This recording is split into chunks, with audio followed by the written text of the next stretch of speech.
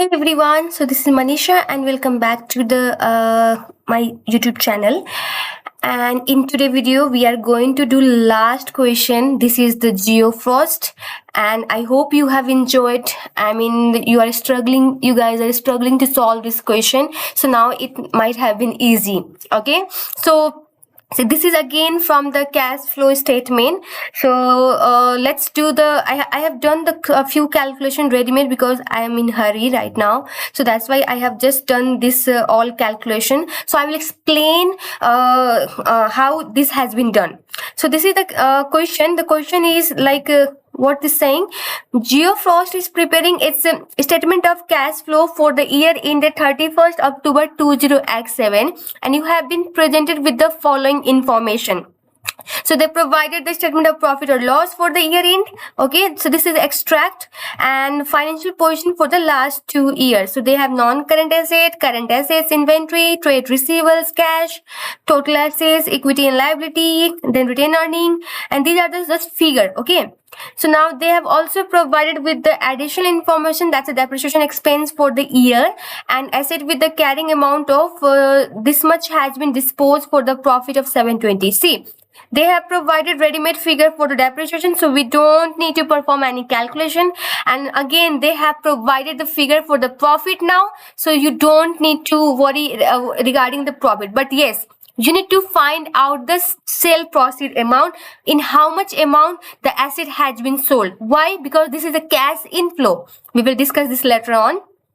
So requirement is complete the following statement of cash flow for the year ended 31st October 2007 for GeoFrost. Okay, so this is the cash flow. I mean, they just had provided the format. You just need to calculate the few figure and write it down.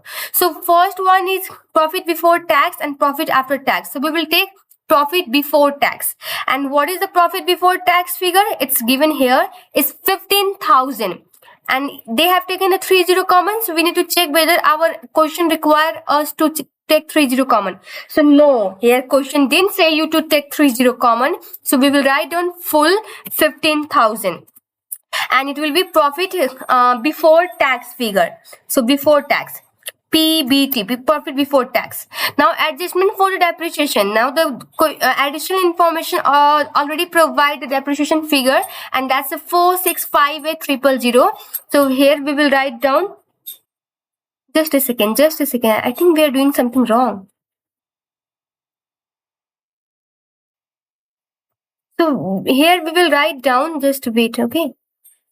Yeah. Here we will write down 3. We will take a 30 additional as well, because the question didn't say you to take the 30 common.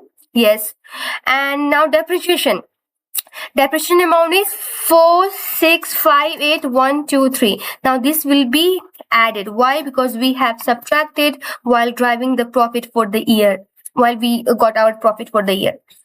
And profit from disposal of non-current assets, it's already given 720,000. So now 720,000, and this profit has been added while doing the calculation for the profit for the year, or while arriving at the profit for the year. So it will be now subtracted. Now next is movement in the inventory. So movement in the inventory is your the difference of these two, and by how much amount inventory is decreasing, because inventory is decreasing, right? So how much amount inventory is decreasing? 3560 minus 9635. So 6075 inventory is decreasing. That means we have sold inventory to our customer, and for which we have received cash from them. So it's inflow. So we will write it. We will add it. Now moment in the receivables. Moment in receivable is all increasing. So 6505 minus 4542. So it's 1863. So it's increasing, so it will be subtracted. So here 1863 123. So here we will subtract. The next we have movement in the payables. Movement in the payables is 7562. It's increasing, so it's a cash outflow. That means we have purchased more goods. And 3198. Sorry. I said opposite. So it's if it is decreasing, that means we have paid cash to the suppliers. So it will be subtracted. But it's increasing, that means it's a cash inflow. So we need to add. So we need to add, and it's a 3198123. So here we will do addition, add. Now next we have a tax paid. Sorry.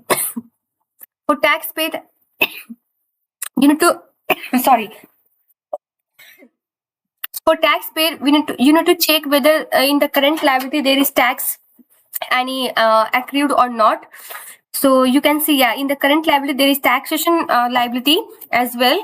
So if this has not been provided, in that case you can take the taxes figure from the P&L. But if it is provided in the current liability section, then you need to perform calculation like this. So brought forward amount of a taxation is 2760 and carry forward amount is 3020, right? And tax for the year is how much? It's a 4350. Tax for the year is 4350. So on the adding these two, on the credit side total is 7110. But if I remove this, the debit side total is 3020. So there is difference. And how much amount? 1490. So this is the tax paid amount. So here we have paid tax. So we will write down 4090123 and it will be now subtracted. All right.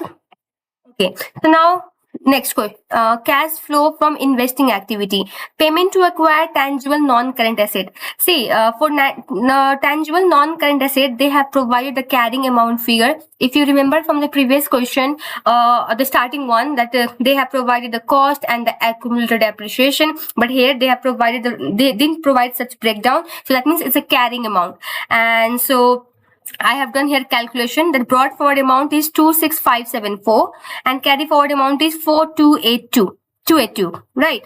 And depreciation charge for the year is it's given, so I have just posted it on the credit side because it will reduce our carrying amount. And one asset has been also sold and carrying amount was 1974, and we need to check for the revaluation surplus as well, but there is no any revaluation surplus provided here. So that's fine. So if I remove this difference, so different credit side is more than the debit one. And what is the difference between these two? It's 24340. Means we have purchased the asset value whose amount is 24340.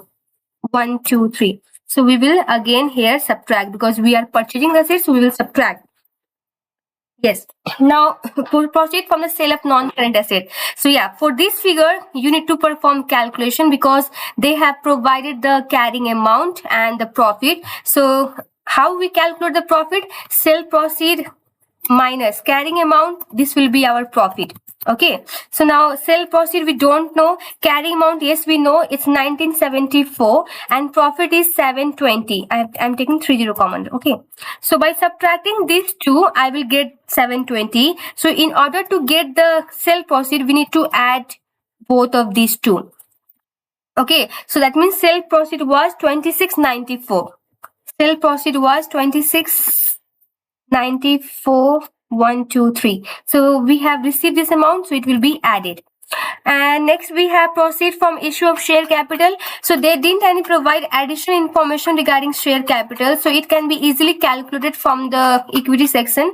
So also they didn't also provide the share premium amount. So what is the difference in the share capital amount? 19365. So in case they have provided a share premium amount, you need to add those as well. 496. So difference is 1869. So this is the amount we receive by issuing the shares. So again it will be added. 1869123. So it will be added.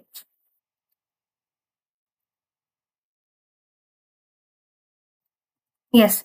So repayment of long-term borrowing. Yes. So we have paid few amount. How I know? Because the amount is decreasing by how much? 2300. So difference of these two is 2300 and no any additional information provided regarding this. So we can easily calculate the figure by subtracting these two numbers. So difference is 2300. So I will write down 23, 1, 1, 2, 3. So we have pairs, so this will be subtracted. So yes, we are done with this part now.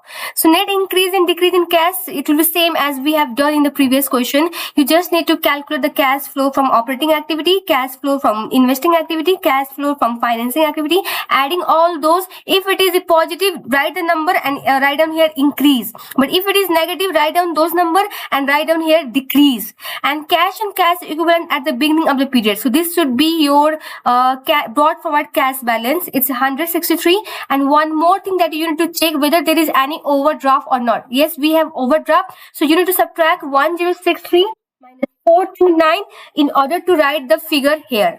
So it will be positive balance by subtracting 1063 and 429. And after adding this net movement and the cash brought forward balance, the amount you will get will be the cash and cash equivalent at the end of the period, and that amount should be equal to your carry forward cash balance. So that means 2045 minus 1230. Okay, so let's give it a try. I'm in hurry right now, so that's why I have didn't perform that part calculation. So please try from your end. Still, in case have you confusion regarding this part, do let me know in the comment box. I will make a next video on this. But this is the same as we have done the question previously, so you can also check those questions for the reference. So thank you so much guys. Have a good day.